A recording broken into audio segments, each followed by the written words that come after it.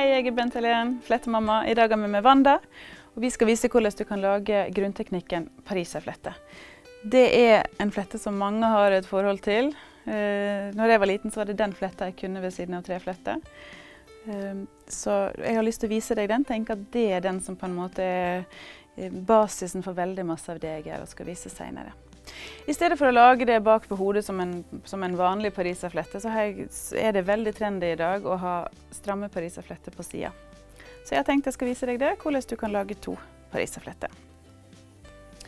Da begynner vi med det jeg har gjort med Wanda, er at jeg synes det er fint. Skal du ha det stramt, så synes jeg det er fint at skillene er ganske stramme også. Så da har jeg rett og slett et utgangspunkt i nasa, og så har jeg gått hele veien bak til midt i nakken og laget et skill, og så til halvparten av håret vekk.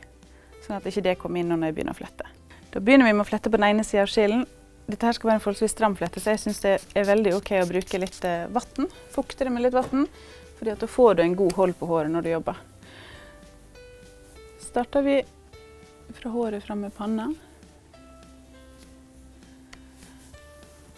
Deler det i 3. Og så begynner vi å flette på vanlig måte ved at den ytterste legges over den ved siden av. Og det er samme gjør det fra andre siden. Når vi har flettet en omgang, så er vi klart å begynne å ta inn hår.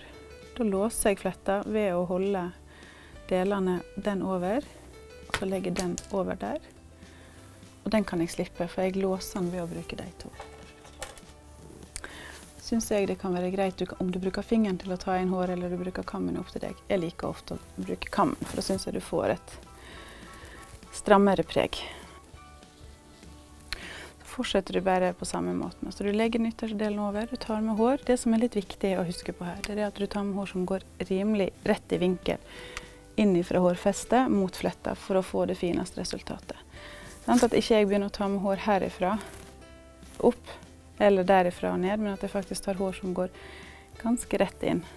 Da får du fine linjer i håret også etterpå.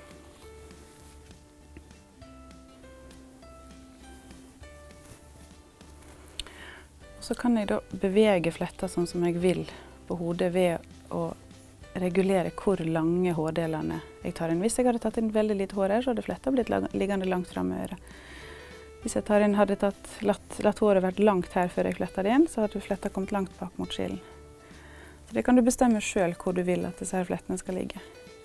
Vil du ha et enda mer intrikat mønster, så kan du ta mindre deler hår inn hver gang du fletter. Nå tar jeg forholdsvis masse, for jeg synes det gjør det litt sånn. Det blir et litt stilig uttrykk på den.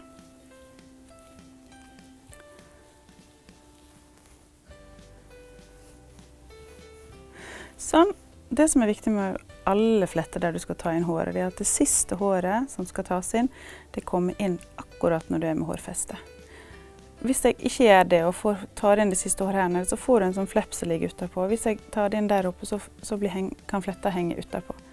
En annen ting som er viktig å huske, hvis du legger merke til hvordan jeg holder hendene mine i fletta, så jobber jeg langs, altså jeg holder hendene mot hodet.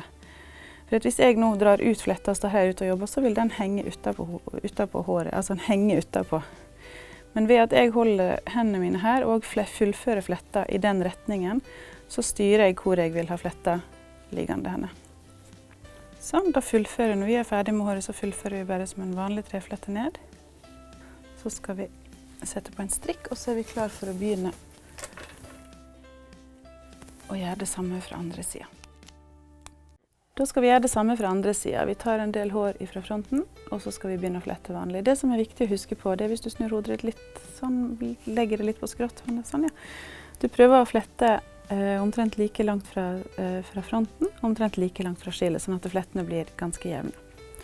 Da begynner vi med å flette den øverste over, og den underste over, sånn som vi gjorde i sted. Den øverste over igjen. Det smaker behag hvordan du liker flette. Jeg pleier å legge delene på plass før jeg tar inn hår, for jeg føler jeg har bedre kontroll. Da kan jeg bare legge håret rett inn til de fingrene som holder det.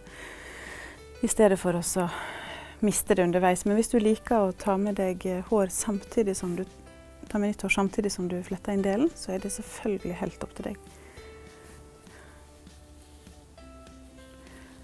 Da skal vi ha med oss nærmer vi oss slutten og skal planlegge at det siste håret her skal inn akkurat ved festet. Sånn at nå så jeg at nå skal jeg ikke avslutte, for da får jeg den der som jeg snakket om, den der at den går ut.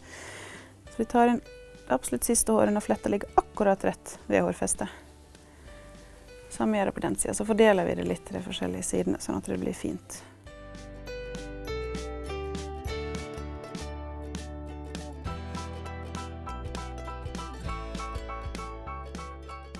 Avslutningsvis så kan det være greit å ta kammen forsiktig innover mot fletta for å jevne den ut litt. Får du vekk de her strekene som av og til kan komme når du tar inn hår. Sånn, da var vi ferdig.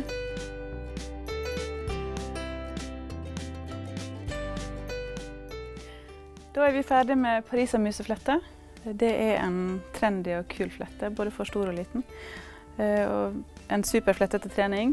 Og har du lyst på litt krøller i håret, så lag en sånn på kvelden. To på hver side. Begynn litt langt framme, sånn at det blir jevnt. Og når du tar det ut om morgenen, så har du fine bølger i håret. Takk for oss. Ha det bra.